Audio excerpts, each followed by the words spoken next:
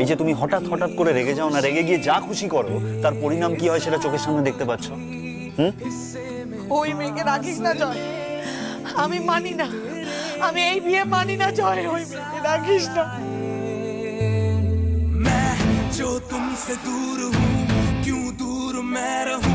Scholarship ও হাত খরচের জমানো টাকায় আমি সব আনিয়ে আপনার ছেলের জন্য রান্না করেছি। ডাক্তারবাবু, একটু ম্যানেজ করে নিতে হবে। প্রমিস, নেক্সট টাইম বেটার হবে।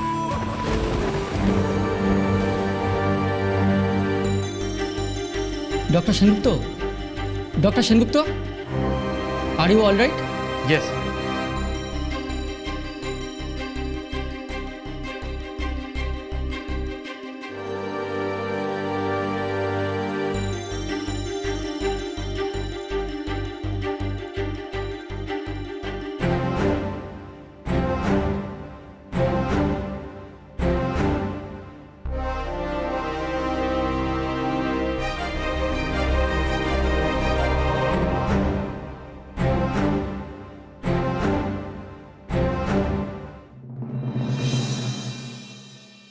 স্যার, আমার জন্য এক কাপ কফি বানিয়ে দেবে প্লিজ? ঠিক আছে।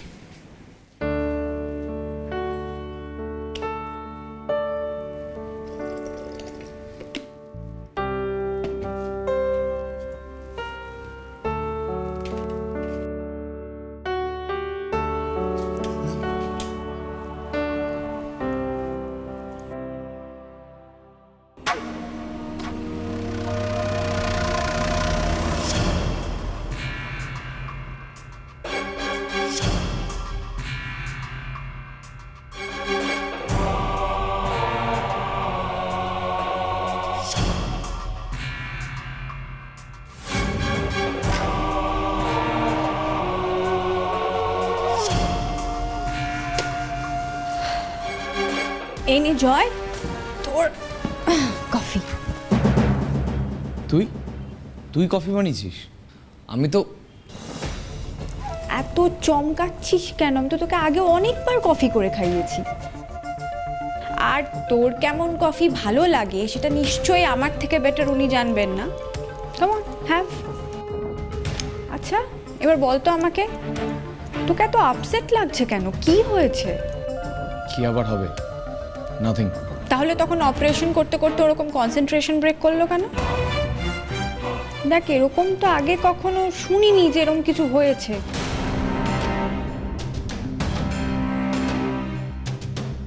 এরম হয় মাঝে মাঝে, কখনো কোনো ডিসিশন নিতে সমস্যা হয়। দেখ, এটা না হয় আমি বুঝলাম, কিন্তু বাকিদের কি জবাব দিবি তুই? তুই এটা তো জানিস যে তোর 1 সেকেন্ডের ভুলের কারণে কত বড় একটা মিসহ্যাপ হতে পারে। আজে বাজে কথা কেন বলছিস তুই? বলছি তার কারণ তুই মানে? এরকম একটা চরম ইম্যাচিওর ডিসিশন নিয়ে ফেললি। একটা বাচ্চা মেয়ে যার পড়াশোনা এখনো শেষ হয়নি, কার সঙ্গে কিভাবে কথা বলতে হবে সেটা পর্যন্ত জানে না, তাকে বিয়ে করে বসে আছিস। অবশ্য আসল কারণটা আমার অজানা, ভালোবাসিস কিনা সেটাও তো আমি জানি না, আমাকে তো কিছু বলিসনি তুই, তাই না? আর তুই না বললে আমি তো আগ বাড়িয়ে জিজ্ঞেস করতে পারি না, বল। কিন্তু একটা জিনিস ভেবে দেখেছিস তো, এই সব কিছুর মধ্যে যদি কোনো একটা জিনিস সব থেকে বেশি অ্যাফেক্টেড হয়ে থাকে সেটা হচ্ছে তোর career. I hope you understand that, right?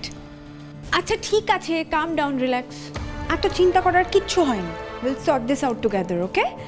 আপাতত এই কফিটা খা তো, আমি একদম তোর মনের মতো করে বানিয়েছি।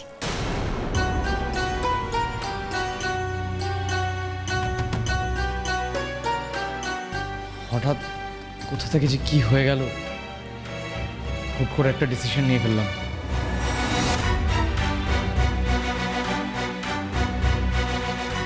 ঠিক আছে, এত অস্থির হোস না, আমি আছি তো, আমি সবটা ঠিক করে দেবো। আচ্ছা ধর তো, কফিটা খা আর একটু মাথাটা ঠান্ডা কর। এনে হ্যাভ।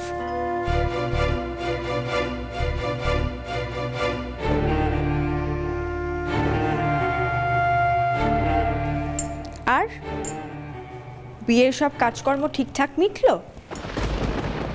এ ভাই শোন না, বলছি যে তুই কিন্তু আজকে তাড়াতাড়ি বাড়ি ফিরবি, ঠিক আছে? বেশি লেট করবি না, সন্ধে সন্ধে বাড়ি চলে আসবি।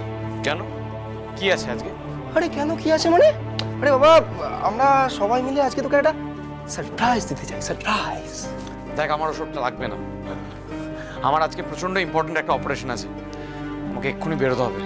আর কখন আসবো আমি কথা দিতে পারছি না। আরে বাবা, আমি তো জানি যে তোর একটা ইম্পর্টেন্ট অপারেশন আজকে আছে, তো তুই সমস্ত কাজ সেরে সন্ধ্যে 7টার মধ্যে চলে আসবি, ব্যাস। আরে বাবা, তোদের ফুলসজ্জা ভাই অনেক হয়েছে, তোরা তোদের এই ন্যাকামোগুলো বন্ধ কর। কোনো দরকার নেই ফুলসজ্জার, ও যেখানে ঘুমাতে চায় ঘুমাতে দে। আরে ওকে ওর মতো থাকতে দে, আমাকে আমার মতো। কি দরকার তোমার আমার সাথে থাকার? তুমি তো জেনেই গেছো যে আমি তোমায় ভালোবাসি না। এই ভাই, আরে কি ভাবছিস? কিছু না। আরে কিছু না। ধ্যাৎ, তুই তো রাগ দেখাস কেন বলতো? খালি রাগ আর রাগ। আরে বাবা, তুই এত চাপ নিচ্ছিস কেন? সমস্ত দায়িত্ব তো আমাদের, আমরা সব কিছু অ্যারেঞ্জ করে রাখবো, তুই শুধু টাইম মতো আসবি, ব্যাস। এই এক কথা বারবার বলিস না। এক কথা, এই ভাই তুই শোন তো। দেখ ভাই, আমি না খুব ভালো করে বুঝতে পারছি তুই যতই রাগ দেখাস না কেন তুই ঠিক আসবি, আর টাইম মতোই আসবি। কারণ তুই তোদের ফুলসজ্জার অনুষ্ঠানটা কিছুতে মিস করতে চাস না, তাই তো? এই তুই যা এখন যা। আরে আচ্ছা ঠিক আছে, শোন, তুই তাড়াতাড়ি ফিরে আসবি আর সাবধানে যা। টাটা।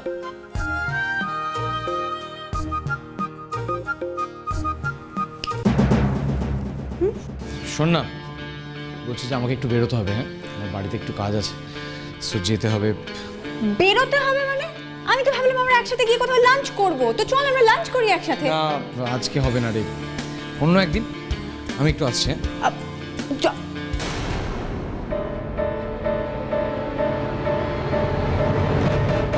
সেজে বৌদি, পুরো ঘরটা সাজানো হলে কিন্তু দারুণ লাগবে। অসাধারণ লাগবে। বাহ, তোমরা সাজানো শুরু করে দিয়েছো অলরেডি? খুব সুন্দর, খুব সুন্দর। কিন্তু দেবজানি, সন্ধে তো প্রায় হতে চললো, আর কতক্ষণ লাগবে?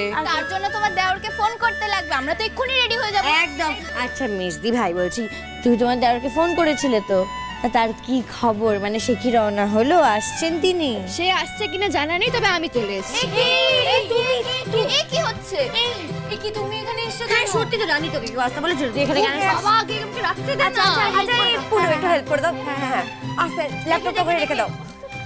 এখন কেন এখানে এলো? সত্যি মানে রানী, তোকে যে কি বলবো না। আরে বাবা, দিদিভাই বললো সব গুছিয়ে এই ঘরে চলে আসতে, আজ থেকে নাকি আমাকে এই ঘরেই থাকতে হবে। ও বাবা, ঘর সাজানো শুরু হয়ে গেছে? ও আজকে তো আবার ফুল সজ্জা। এই শোনো, ওই রজনীগন্ধা স্টিক না একদম খাটের পাশে দেবে না, প্রচন্ড বোকা বোকা লাগে। দেখো কাণ্ড মেয়ের, মানে তোমার বিয়ের ফুলসজ্জার খাট কিভাবে সাজানো হবে সেটাও তুমি ডিসাইড করে দেবে। আরে না না, আমার রজনীগন্ধার স্মেল একদম ভাল লাগে না, দম বন্ধ হয়ে যায়। এমনি তোমার দেওয়ার এখানে থাকবে কিনা তা জানি না, আর যদি থাকেও তাহলে এসব ফুল এত গন্ধ দেখে আবার ঝামেলা না শুরু করে, আর আমি এখন একদমই ঝামেলা চাই না। তার চেয়ে বরং তোমরা একটা কাজ করো, অনেক সাজানো গোছানো হয়েছে, এবার তোমরা যাও, আমাকে পড়তে হবে। যাও, যাও, যাও, যাও, যাও। মানে ও পড়বে কোথায়? মানে এখানে বসবে কোথায়? অনেক পড়া বাকি। এই কোথায় বসছো রানী? এখানে বসো না রানী, বসে পড়লে একদমই তাই। রানী সাজানো বাকি এই আছে। এই মেজো বৌদি, শোনো না। আরে বলছি, ভাইয়ের সাথে কি কথা হয়েছে? ও কি বেরিয়েছে? এই তোর না ফোন করার কথা ছিল? হ্যাঁ তাই তো। আমার ফোন করার কথা? তাই? ওকে, कोई बात नहीं, हम अभी कर रहे हैं। আরে টেলিপ্যাথির জোর দেখেছো? জয় ফোন করছে, তাও আবার ভিডিও কল। আসলে আমার ভাইটার না মুখেই যত রাগ, এমনিতে ফুল অপ অনুরাগ। আসলে ভিডিও কল করে দেখতে চাইছে যে এই অ্যারেঞ্জমেন্ট, ফুলসজ্জার অ্যারেঞ্জমেন্টটা ঠিকঠাক হচ্ছে কিনা। বুঝলে বুঝলে দেবু? খুব ভালো, খুব ভালো। ধরবে না? হ্যাঁ ধর। ও নমস্কার, আমি একদম স্পট থেকে স্পেশাল করেসপন্ডেন্ট রিতম সেনগুপ্ত বলছি। এই যে আপনার ফুলসজ্জার খাট, এখানে খুব সুন্দর গোলাপের পাপড়ি, বিভিন্ন ফুলের পাপড়ি দিয়ে সাজানো হচ্ছে। আর এখানে আমরা দেখতে পাচ্ছি একটা জলপূর্ণ পাত্র আছে, তাতে গোলাপের পাপড়ি ভেসে আছে। এছাড়াও মোমবাতিও ভাসবে, বুঝলেন? তাছাড়া আমাদের বিশেষ প্রতিবেদন, আপনার বউ রানী এখানে উপস্থিত হয়েছে। সে তার সমস্ত কিছু এদিকে এই যে জিনিসপত্র, বইপত্র সবকিছু নিয়ে একেবারে পাকাপাকি থাকার জন্য এখানে চলে এসেছেন। দেখুন উনি অলরেডি পজিশন নিয়ে নিয়েছেন। এই যে শুধু ভিডিও কল করে দেখলে হবে? তাড়াতাড়ি বাড়ি চলে আসতে হবে তো, তবেই তো সব কিছু ভালো করে বোঝা যাবে।